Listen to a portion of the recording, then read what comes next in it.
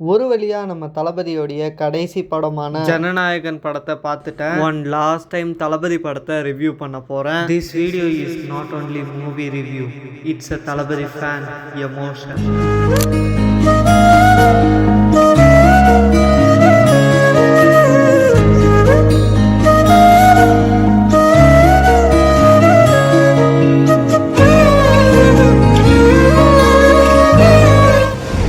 S, பல problems பல தடைகளை தாண்டி ரிலீஸ் ஆன படம் தான் இந்த ஜனநாயகன். இந்த படத்தை பற்றி என்னோட பர்சனல் ஒப்பீனியனை உங்ககிட்ட ஷேர் பண்ண போகிறேன். அதுவும் ஸ்பாய்லர்ஸ் இல்லாமல். இதுக்கு மேலேயும் வளரணும்னு பேசாமல் சேனலுக்கு ஒரு இன்ட்ரோ போட்டு வீடியோவை ஆரம்பிச்சிருவோமா? Welcome to something different Jananayagan movie review.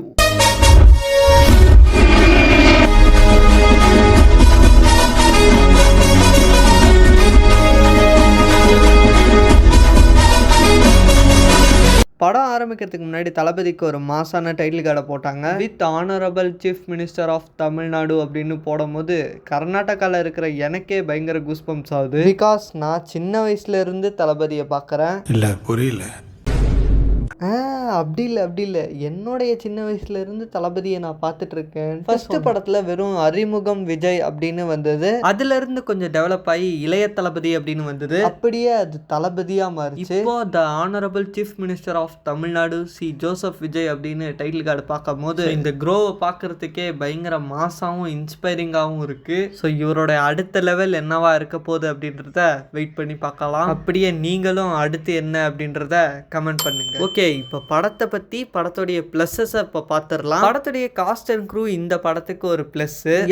எல்லாருக்கும் கொடுத்த கேரக்டரை நல்லாவே பண்ணியிருக்காங்க. மமிதா, பூஜா ஹெக்டே, பாபி டியூ, பிரகாஷ் ராஜ், ஆக்டர் நரேன், இவங்களை தாண்டி இன்னும் சில பல ஆக்டர் அவங்களுக்கு கொடுத்த ரோலை நல்லாவே பண்ணியிருந்தாங்க. அண்ட் இந்த படத்துடைய மெயின் பில்லரான நம்ம சிஎம் தளபதி விஜய் அவருடைய பர்ஃபார்மன்ஸை பற்றி நான் சொல்லி தான் உங்களுக்கு தெரியணும்னு இல்லை, உங்களுக்கே நல்லா தெரியும். சென்டிமெண்ட்டு, மாஸு, டான்ஸு, ஆக்ஷன், தளபதியோட அந்த ஹியூமர் சீன்ஸு, இது எல்லாமே இந்த படத்துல பயங்கர பிளாஸ்டா இருந்தது. முக்கியமா தளபதி கச்சேரியில வந்த லாஸ்ட் 1 minute டான்ஸ் எல்லாம் 52 வயசுல இவ்வளோ ஃபயரா ஆட முடியுமா அப்படின்ற மாதிரி இருந்தது. அண்ட் உண்மையிலே பகவத் கேசரியில ஒரு சில கிரஞ்சு காமெடி சீன்ஸ்லாம் இருக்கும். ஆனா அது தளபதி வருஷத்துல பார்க்கும்போது உண்மையிலே நல்லா இருக்கு.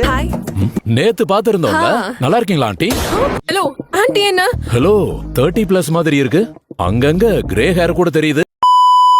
அண்ட் உங்கள் எல்லாருக்கும் தெரியும் இந்த படம் பகவத் கேசரியோடைய ரீமேக் அப்படின்னு. அதை நம்ம அப்பப்போ சினிமா அப்டேட்ஸ் எபிசோட்ஸ்லையும் நம்ம சொல்லிட்டு இருப்போம். அது உண்மைதான், இந்த படம் கேசரியோட ரீமேக் தான். ஆனால் full and full frame by frame remake எல்லாம் கிடையாது. அந்த கேசரியில் கொஞ்சம் முந்திரி திராட்சை எல்லாம் போட்டு அந்த கேசரியை கொஞ்சம் நல்லாவே பண்ணியிருந்தாங்க. அந்த விதத்தில் எனக்கு கொஞ்சம் நிம்மதியாக இருந்தது. அண்ட் அதுவும் மெயினாக கேசரிக்கும் இந்த படத்துக்கும் நிறைய சேஞ்சஸ்லாம் பண்ணியிருக்காங்க. மெயினாக வில்லன் அவர்களுடைய கேரக்டர் டோட்டலாகவே மாற்றிருக்காங்க. அண்ட் படத்துடைய ஸ்கிரிப்ட்லையும் நம்ம வினோத் நிறைய செஞ்சிருக்காரு, நிறைய சேஞ்சஸும் பண்ணியிருக்காரு. அது இந்த படத்துக்கு ஒரு பிளஸ் அப்படின்னு நான் சொல்லுவேன். அண்ட் நம்ம தான் பகவத் கேசரியை கேசரின்னு கலாய்க்கிறோம். ஆனா இந்த படம் நேஷனல் அவார்டு வின் பண்ணிருக்குன்னா பாருங்களேன். அது மட்டும் இல்லாம தளபதி இந்த படத்தை 5 வாட்டி பார்த்தாராம். ஓகே, ஜனநாயகனுடைய அடுத்த பிளஸ், அடுத்த ஹீரோ, அடுத்த பில்லர் என்ன அப்படின்னு கேட்டா வேற யாரு, நம்ம அனிதான். ஏன்னா ஒவ்வொரு பீஜமும் தரமா இருந்தது. ராவண மவண்டா வர ஒவ்வொரு சீனும் பயங்கர பிளாஸ்டா இருந்தது. அண்ட் ஆல்பமாவே இந்த படத்துடைய ஆல்பம் ஒரு செமையான ஆல்பமாவே அமைஞ்சிடுச்சு. தளபதி கச்சேரி, ஒரு பேரே வரலாறு, ராவண மவண்டா, அடிப்பூத்தேனே, செல்ல மகளே, அப்புறம் உள்ள ஒளிச்ச உயிரே என்ற சாங் எல்லாம் செமையா இருந்தது. உள்ள ஒளிச்ச உயிரே இப்ப பிரியாதே நீ.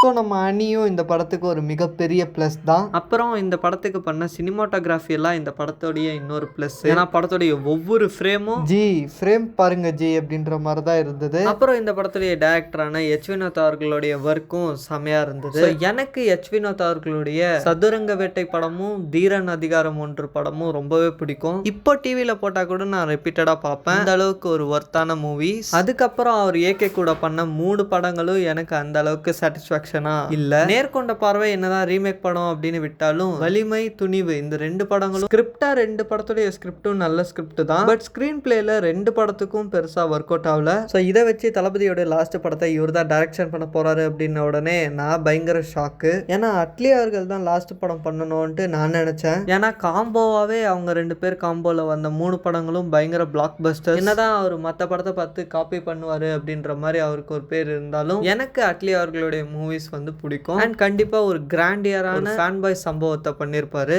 எங்கள் அண்ணனுக்கு நான் தான்டா பண்ணுவேன், அப்படி தான்டா பண்ணுவேன், என்னடா பண்ண முடியும் அப்படின்னு ஒரு ஃபீல்.